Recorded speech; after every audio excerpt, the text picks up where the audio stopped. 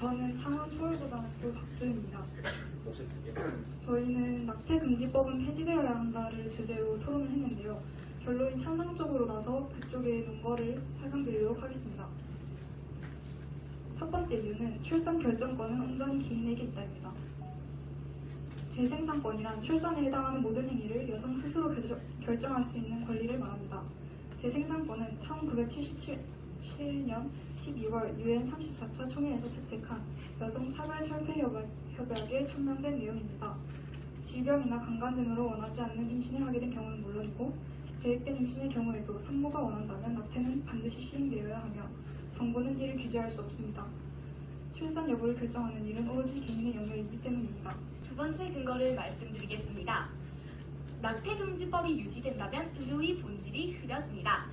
낙태금지법, 그러니까 임신 중지라는 필수적 건강 서비스의 접근이 거부된다면 보건의료 서비스 종사자의 방임적, 부정적 태도로 이어지게 되고 따라서 환자의 건강을 최우선으로 하는 의료의 본질이 흐려질 수 있습니다. 저는 낙태법 중에 출산율 증가를 위한 낙태법을 금지해야 한다고 생각합니다. 이 예로 루마니아라는 나라에서 출산율 증가를 위하여 낙태법을 실행하였는데요. 실행을 하자 일시적인 출산율이 증가하였으나 오히려 유아의 영양 결핍이나 유아 사망률이 증가하고 또 임신 중이거나 출산 이후 7주 이내에 사망하는 여성이 증가하는 것을 알 수 있었습니다. 이를 통해서 저희는 낙태금지법을 폐지해야 한다고 생각합니다. 이상입니다. 서울고등학교 2학년 서은입니다. 앞서 루마니아의 사례를 들어 낙태법이 출산율을 오히려 감소시켰다고 주장을 하셨는데 만약 이 낙태법뿐만 아니라 정부에서 다른 출산율 장려 정책을 실시해서 이런 출산율 증가에 기여를 했다면 오히려 결과가 낙태법뿐만 아니라 다른 정책들에 의해서 오히려 출산율이 증가했을 수도 있다고 생각하는데 어떻게 생각하시나요? 정책적으로 출산율 증가를 위한 다른 정책적인 방안을 말씀하셨는데 낙태법을 출산 후 산모를 정책적으로 보장한다라는 거에 대해 잠시만요. 죄송합니다. 다른 충격 없이 괜찮아. 여기 중간 충격 지금부터 해. 해주세요. 그러니까 다른 저출산 장려 정책으로 인해서 출산율이 증가된다면 낙태금지법의 효용성에 대해서 질문하신 거 맞나요? 그러니까 저희도 그 점을 통해서 아까 루마니아의 사례를 통해서 출산율 증가를 위한 낙태금지법의 시행은 실효성이 없다는 것을 강조하는 것입니다. 지금 낙태금지법이 몇 개월 이상이면은 낙태를 하면 안 되는 걸로 이야기를 하고 있는 걸로 알고 있습니다. 근데 그 어린 태아인 상태의 아기에게도 인권이 있다고 보고 그 인권을 존중해야 한다고 생각하는 사람들도 많은데 왜 낙태금지법을 철폐하게 되었는지 궁금합니다. 태아의 생명권이 낙태금지법에만 적용되는 불합리성이 있기 때문입니다. 국가에서 예산이 굉장히 많이 들여 지원하는 난임 지원 사업이 있습니다. 이 난임 지원 사업에서요 수많은 배아가 폐기되고 있습니다. 또한 착상에 성공한 배아까지도 선택적인 유산을 통해서 폐기되고 있습니다. 이러한 점을 보았을 때 체외 수정을 통한 임신의 과정에서 생명의 연속성 또는 박탈 이유로 형사처벌에서 논의되고 있습니다. 왜 이렇게 난임 지원 사업에서는 태아의 생명권이 주장되지 않는데 왜 하필 이렇게 낙태금지법에 대해서만 태아의 생명권을 주장하는 것입니까? 네, 앞에 질문이랑 조금 연결된 내용일 수도 있을 것 같은데 수정 후 한 10개월 가는데 그러니까 출산이 임박한 태아도 중절이 가능하다고 보시나요?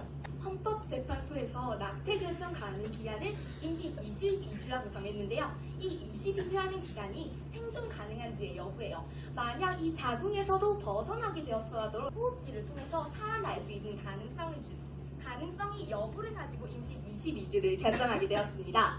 그래서 이제 우리가 22주가 지난 후에 태아가 낙태 수술을 하는 건 조금 윤리적인 문제가 있다고 보는 측면입니다.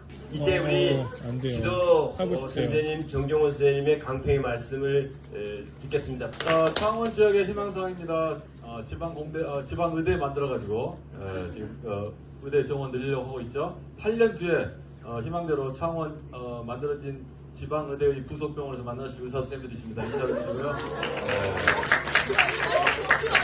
오늘 아침 오전부터 지금 두 학교 학생들 10명 모여가지고 정말 다양한 토론들, 신호등 토론, 브레인 라이팅, 그 다음에 여기서 준비했던 이야기식 독서 토론, 또 오후에는 우리가 선생님. 지금 찬반 토론 하다 보니까 과학 토론까지 됐습니다. 근데 어느 한 사람도 주저하지 않고 열심히 공부하고 조사해서 각자의 의견을 말하고 팀별로 질의응답하고 이렇게 했습니다. 긴 시간 동안 여러분 진짜 이 프로그램 속에서 이렇게 지루함에도 불구하고 사실은 진심이고 열성적이고 서로 나누려고 하고 이런 모습 여기 계신 선생님들 다른 학교 다른 지역 많이 다니는데 오래간만에 와서 너무 지금 오히려 지금 끝나가는 시간에 선생님들이 힐링된 모습 보이시죠? 네. 지금 지쳐가지고 앞으로 5시간 동안 어떻게 할까 이렇게 해야 되는데 오히려 힘받아갖고 처음을 한 번 더 있어야 되는 거 아니야? 막 이렇게 하고 있습니다. 자 여기 계신 의사 선생님들 중에서 그냥 일반 노동자보다 6배 더 받는 그냥 고액의 의사 선생님이 아니라 이런 의사 선생님이 되기로 했었습니다. 어떤 의사 선생님이시죠? 학교원 의사회에서 활동하면서 정말 도움이 필요한 그런 지역의 곁에 있어주는 그런 의사가 되고 싶습니다. 저는 분노하는 의사가 되고 싶습니다. 여기서 제가 이 아픔이 길이 되려면 이라는 책을 읽었을 때 세월호 참사나 아니면 또 이제 쌍용 자동차 정리해고 사건을 읽으면서 굉장히 눈물을 흘렸을 정도로 많은 감동을 했습니다. 남을 위해 투쟁할 수 있는 힘은 남을 위해 분노하는 힘에서 옵니다.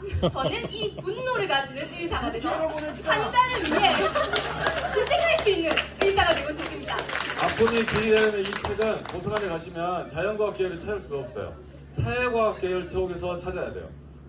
근데 이 책이 어떻게 지금 여기 의대를 지망한 학생들이 토론으로 이끌어낼 수 있지 걱정했었어요.